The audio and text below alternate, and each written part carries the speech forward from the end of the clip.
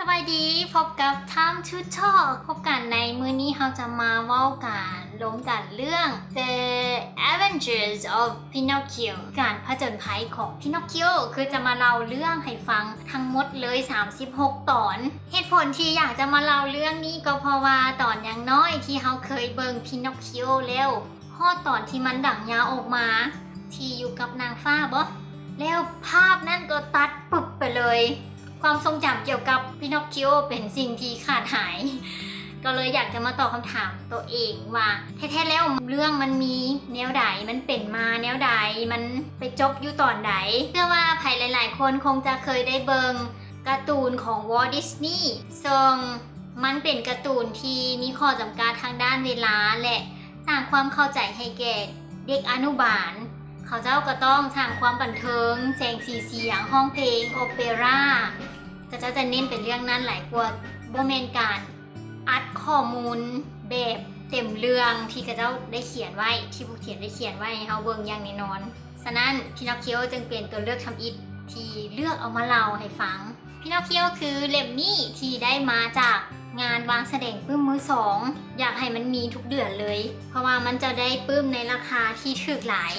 $2และเขาจะได้ปื้มเก่าหายากปื้มนี้ตีพิมพ์ตั้งแต่ปี 1965 อยู่ที่ลอนดอนเขามาเล่าประวัติของพินอคคิโอเล็กๆน้อยๆเพื่อเป็นเกร็ดความรู้ให้แก่ผู้ที่สนใจคนเขียนพินอคคิโอชื่อว่าคาร์โล โลเรนซินีหรือมีนามปากกาว่าคาร์โล โคโลจีพินอคคิโอตีพิมพ์ปี 1883รวมอายุฮอดปีนี้ก็136 ปีพอดีถือว่าเก่าแก่อยู่พอสมควรรูปพินอคคิโอที่เฮาเห็นจากวอลต์ดิสนีย์เป็นรูปที่ดัดแปลงมาเพื่อให้เด็กน้อยเบิ่งแล้วเกิดความประทับใจแต่ว่ารูปต้นฉบับไปเบิ่งบ่น่าฮักเลยและพินอคคิโอก็เป็น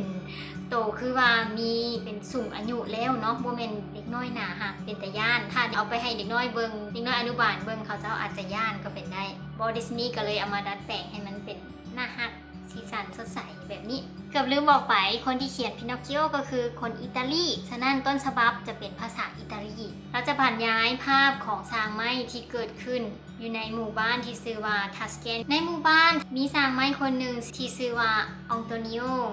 โอได้ไม้มาทอนหนึ่งแล้วเราดีใจหลายเราคิดว่าจะเอาไม้ทอนนั้นมาฮิตขาดโต๊ะซึ่งมันก็บ่ได้เป็นไม้พิเศษอีหยังเลย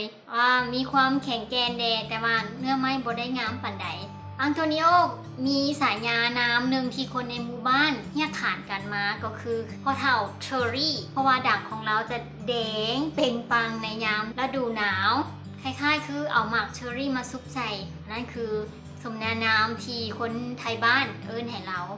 สอบเปลือกไม้ออกหมดแล้วเกี่ยมจะเอาขวานเอาซิวมาซับแล้วเราก็ได้ยินเสียงคนเว้าขึ้นว่าโอ้ยจะซับค่อยแห้งหลายได้ค่อยเจ็บแล้วก็เนี่ยเสียงมาแต่ใส่เราก็เกิดอาการย่านขึ้นเนาะแล้วก็ไปซอกเบิ่งว่ามีไผอยู่ในบริเวณนั้นแล้วก็บ่เห็นไผอยู่ในเฮือนของเราแล้วก็มาซับไม้อีกก็ได้ยินเสียงหัวอีกได้ยินเสียงว่าวอีก 2-3 เทื่อเราก็รู้สึกอกสั่นเสียวขวัญกับไม้ทอนนี้อยู่พอสมควรในขณะนั้นเองมีพ่อเฒ่าที่ชื่อว่าเก็บเพตโตที่เป็นเพื่อนบ้านของเราได้มาเคาะประตูเฮือนในตอนกลางคืนพอตอนนั้นเป็นตอนกลางคืนแล้วคือสิแม่นฤดูหนาวแล้วก็เจ้านอนไว้ตั้งแต่ 6-7 โมงพ่อเฒ่าอังโตนิโอก็ไปไขประตูพอไขออกมาเห็นว่าเป็นพ่อเฒ่าเคปเปโตแล้วก็เลยถามว่าจะมาเฮ็ดหยังพ่อเฒ่าเคปเปโตบอกว่าข้อยอยากได้ไม้ทอนนึงเพื่อจะไปเฮ็ดตุ๊กตาอีปอกภาษาลาวน่าจะเป็นแบบนี้เนาะคือตุ๊กตาอีปอกนี่มันเป็นหุ่นที่มีคอโตแล้วเอาเชือกมาห้อยใส่แล้วเราสามารถเอามือควบคุมใส่ไว้ได้หุ่นกระบอกไม้นั่นแหละภาษาอังกฤษเอิ้นว่าพับเป็ดพ่อเฒ่าอังโตนิโอก็ได้เผยห้องชื่อของพ่อเฒ่าเก็บเพตโตที่เป็นสายนามไทยบ้านห้องให้เอิ้นให้เราว่าโพเลนติน่าซึ่งเป็นชื่อที่เราฟังแล้วเราจะต้องเจ็บปวดใจเนาะถึงรู้สึกว่าถูกเสียดสีคำว่าโพเลนติน่าหมายถึงขนมพุดดิ้งที่เฮ็ดมาจากแป้งสาลีอินเดียก็บ่แน่ใจว่าคำว่าโพเลนติน่านี่เนาะการห้องคนว่าพุดดิ้งที่มาเฮ็ดมาจากแป้งอินเดียนี่มันมีความเสียดสี เห็นให้คนอื่นเจ็บปวดแนวใดในวัฒนธรรมของเขาเจ้าเขาก็บ่เข้าใจถ้าผู้ใดเข้าใจคอมเมนต์มาบอกกันด้วยโอเคต่อหลังจากที่ว่าพ่อเฒ่าอังโตนิโอได้เผยห้องซื้อนั้นออกไปเขาเจ้าก็ได้พิดกันตีกันและหยุ่มเอาวิกผมของกันและกันออกไปสุดท้ายก็ดีกันคือและจับมือแล้วบอกว่าเขาจะเป็นเพื่อนกันตลอดไปว่าสั้นคือซิเมนตีกันหลายเทื่อแล้วพ่อเฒ่าแคปเปโตก็บอกว่าฮิบเอาไม้มาให้ค่อยแล้วค่อยจะกลับบ้านไปเฮ็ดหุ่นอีปอกแล้วสิเอาไปแสดงเพื่อหาเงินมาซื้อข้าวกินนั่นแหละคือซิเมนสภาพสังคมในสมัยนั้นก็คือความทุกข์ยากลำบากเนาะมันยังเป็นการปกครองแบบชนชั้นอยู่พ่อเฒ่าอังโตนิโอก็ได้คิดได้ว่ามีไม้ท่อนหนึ่งคือไม้ที่ไปซับแล้วมันเว้า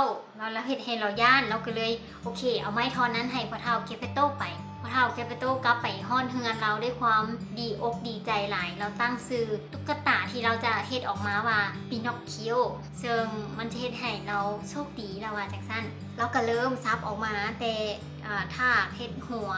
เฮ็ดตาเฮ็ดหูพอมาฮอดดังกันยาวออกฮอด3เทื่อเราเอาเลื่อยออกฮอด3เทื่อก็ยังยาวออกมาฮอดเทื่อที่4แล้วมันก็บ่ยาวเราซับมาฮอดเฮ็ดปากกับหัวขวัญได้แต่เราก็บ่รู้สึกย่านหยังเราก็เฮ็ดไปฮอดมือกระเหน่งได้เฮ็ดไปฮอดตีนก็ถือว่าเป็นอันสิ้นสุดจบภารกิจจนแจ้งแล้วสอนให้พินอคคิโอย่าง เฮียนย่างอ้อมเฮือนเราหั่นแหละพอย่างเป็นพินอคคิโก็เริ่มแลนอ้อมเฮือนพอแลนได้ก็ไขประตูออกแลนออกไปนอกทางเลยพอเฒ่าเกเปโตกะตกใจหลายกะฮีบแลนนำเนาะกลับมาเดี๋ยวนี้แล้วห้องบอกคนในชุมชนว่าซอยจับตุ๊กตาให้แน่ซอยจับตุ๊กตาให้แน่เท้าพินอคคิโอแลนหนียังม่วนซืนคือเด็กน้อยที่แลนออกหนีออกจากเฮือนหนีออกจากพ่อแม่ไทยบ้านกับโบซวยพ่อเฒ่าเคปเปโตจับพินอคคิโอไว้เลยฟังแต่หัวขวัญเนาะว่าตุ๊กตาแลนได้เขาเจ้ากะพากันหัวขวัญจนสุดท้ายมีตำรวจได้มาจับพินอคคิโอไว้แล้วส่งคืนให้พ่อเฒ่าเคปเปโตเมื่อพ่อเฒ่าเคปเปโตได้พินอคคิโอกลับคืนมาแล้วก็บอกพินอคคิโอว่านี่เฮาเมื่อเฮือนแล้วเฮาจะไปคิดเป็นซีกันเฮาจะไปตั้งกฎกติกาว่าเจ้าสิเฮ็ดหยังได้บ่เฮ็ดหยังบ่ได้เป็นลูกที่ดีต้องเป็นแนวใดพอผู้คนในแถวชุมชนได้ยินแนวนั้นก็เลยเว้าซุบซิบกันว่าพ่อเฒ่าเกปเปโตนี่เราเป็นคนดีอยู่แต่ว่าเราบ่ดีกับเด็กน้อยปานใดเราต้องไปตีไปทำให้เด็กน้อยคนนี้แหละไปทำให้ตุ๊กตาตัวนี้แหละพอตำรวจได้ยินปุ๊บตำรวจก็ว่าพ่อเฒ่าคนนี้เป็นคนบ่ดีหวะตีเด็กน้อยหวะจับพินอคคิโอแล้วก็ปล่อยไปให้เป็นอิสระส่วนพ่อเฒ่าเกปเปโตถูกจับไปสถานีตำรวจไปเข้าคุกว่าซั่นคือคนสมัยก่อนนี้เวลาถูกใส่ให้ไปสีนี้บ่มีการสอบสวนอย่างเลยเนาะจับไปเลย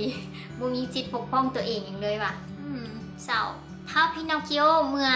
ถูกปล่อยตัวมาแล้วก็บ่ฮู้ว่าจะไปไสก็เลยกลับเมืองเฮือนพอกลับเมืองเฮือนก็ได้ยินเสียงเท้าจิโร่ห้องจริตอยู่เราเลยถามว่าแม่นไผมาอยู่หั่นเท้าจิโร่ก็บอกว่าค่อยนี่แหละเท้าจิโร่ปากเป็นเว้าได้แล้วค่อยอยู่เฮือนหลังนี้มาเป็น100 กว่าปีละความหมายคือค่อยอยู่มาหลายมาเดินกันเจ้าแล้วเท้าพินอคคิโอถามว่าเป็นหยังเจ้าต้องมาอยู่นี่ออกไปจากเฮือนค่อยเดี๋ยวนี้เท้าจิโร่เลยตอบว่าเจ้าน่ะควรจะไปเรียนหนังสือเป็นเด็กดีอย่างน้อยก็ควรจะไปเรียนวิชาอาชีพการสร้างเพื่อมาหาเงินซื้อข้าวจีเลี้ยงตัวเองได้พินอคคิโอตอบว่าข่อยบ่ได้เกิดมาเฮ็ดเวียกข่อยเกิดมากินลิ้นแล้วก็นอนนั่นคือชีวิตของข่อยเท้าจิโร่ได้ยินแนวนั้นก็เลยว่า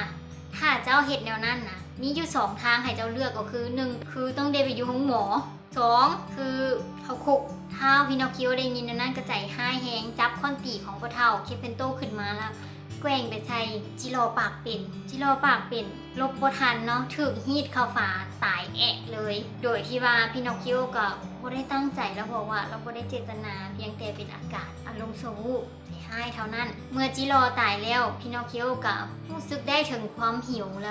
ข้าวเนาะหาของกินอยู่ใส่กระโบมีพอดีเราไปเห็นไข่อยู่หังหน่วยหนึ่งเราจับขึ้นมาด้วยความดีใจและคิดว่าเฮาสิเฮ็ดขั่วไข่กินดีบ่หรือว่าเฮาสิเฮ็ดต้มดีเนาะเอาหม้อข้างใส่เตาแล้วก็พร้อมสิตอกไข่ลงหม้อพอดีไก่น้อยจิบหั่นน่ะมันก็แตกออกมาจากป้อแล้วก็หนีไปเอาซื่อๆสรุปว่าพินอคคิโอบ่ได้กินหยังเมื่อหิวข้าวหลายแล้วพินอคคิโอก็เลยออกไปขอข้าวนำไทยบ้านมากินขอข้าวจีไปสั่นกระดิ่งเฮือนกับเจ้าเลยถามว่าเฮ็ดหยังมาเฮ็ดหยังดึกดื่นปานนี้พิ พี่นอคคิโอว่าอ๋อขอความกรุณาเอาข้าวจีให้จักแผ่นได้บ่